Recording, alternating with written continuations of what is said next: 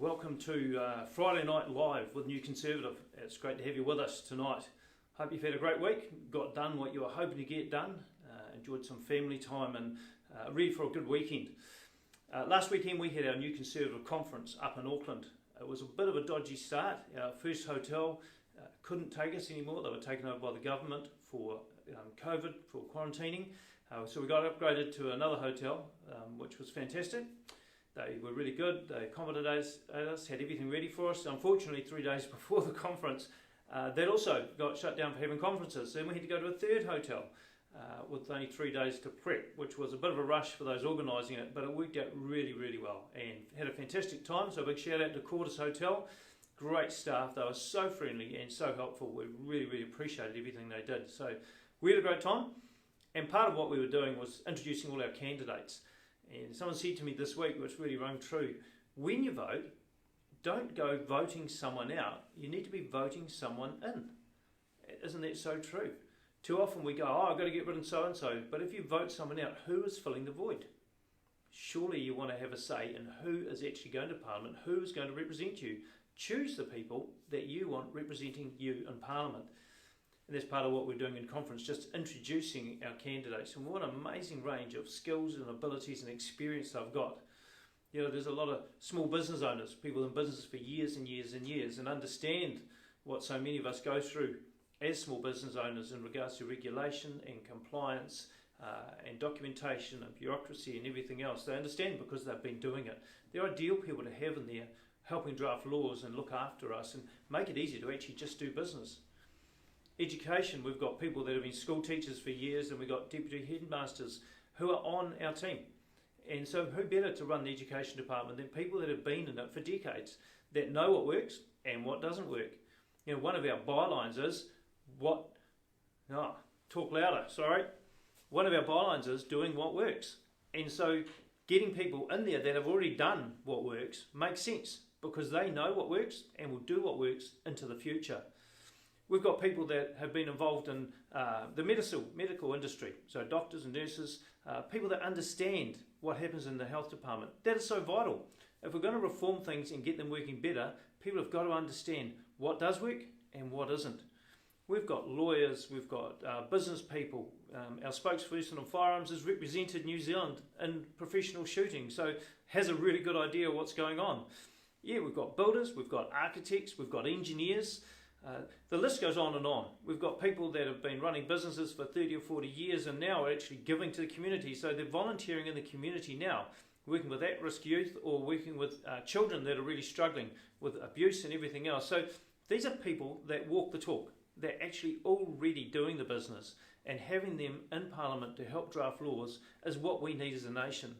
Because basically we need things working properly. We don't need people with a theology degree or people that have got an idea from university that they haven't actually practiced in the real world. They haven't seen if it works. We need people with experience, with passion, that are already doing it, helping to run our country. And so I really, really enjoyed conference. I enjoyed introducing the candidates, meeting new candidates. We are still interviewing a few. There's still a few people that are putting their hand up and saying they want to be involved in New Conservative, and we really, really appreciate that. And hopefully we have the last of them sorted out in the next week or so and we're able to put our list together. Putting the list together is going to be tough because such high quality people. There's obviously going to be some disappointment, but that is far better than not having enough. And we really have got such a strong team. We're really excited about being able to help out in Parliament after the 19th of September. To all of you that have been delivering pamphlets, I just want to say thank you so much. One person came up to me at conference and said, I didn't even know about you guys 4 days or 3 days ago.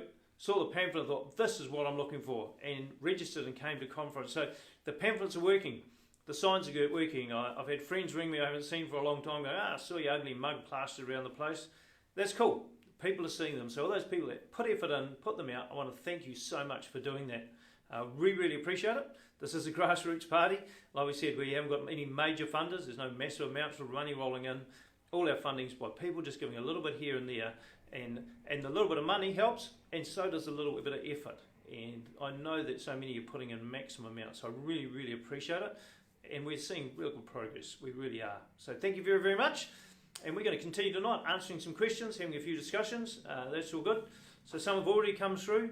If you've got specific questions, please put them through. We'll do our best to answer them. It's not always easy. With Facebook, the questions flick through really quickly, and so unless our scribes actually see that question and get to write it down, while they're writing they might miss yours, so we're not being offensive by that. We're just trying to get through as many as we can. Some people have already put some questions through, so I'll do those first, and then hopefully we'll get on to the ones that come through now. What's NC position on constitutional reform? Yeah, we believe we need some way of holding the government to account, and I know that there's two different groups actually writing a constitution right now for New Zealand. We do need something that gives us our guaranteed human rights, something that can't be taken away by the government. And I think that's even more important now, where we see so many things being changed, and it seems like the government can just do whatever they like, and really no one to hold them back. That's not good governance. We need some form of a constitutional, so I'd support constitutional reform. Next one was why an Israeli policy, and this one has come up a few times. Some people not that excited about us having an Israeli policy, and some people absolutely love it.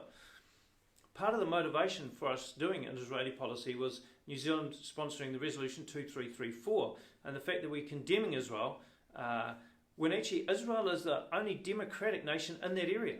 You know, they're a small nation like us, they're a democratic nation, they have an MMP system like ours, they do exceptionally well in the areas of IT and in agriculture, really intelligent use of water, monitoring the soil all the time, the right amount of water on for the soil, for the plants, economic use.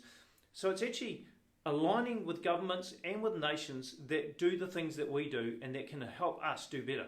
And that's why we have an Israeli policy.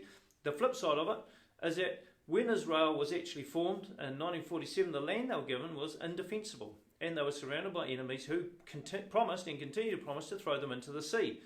They had the 6-Day War, Israel defended itself, and it kept its land. It can't give the land back, because if it gives the land back, it becomes indefensible again. And we've said it often, but a government's role is to protect its people, enable and encourage. And basically, the United Nations set Israel up to fail. They didn't fail. Now they're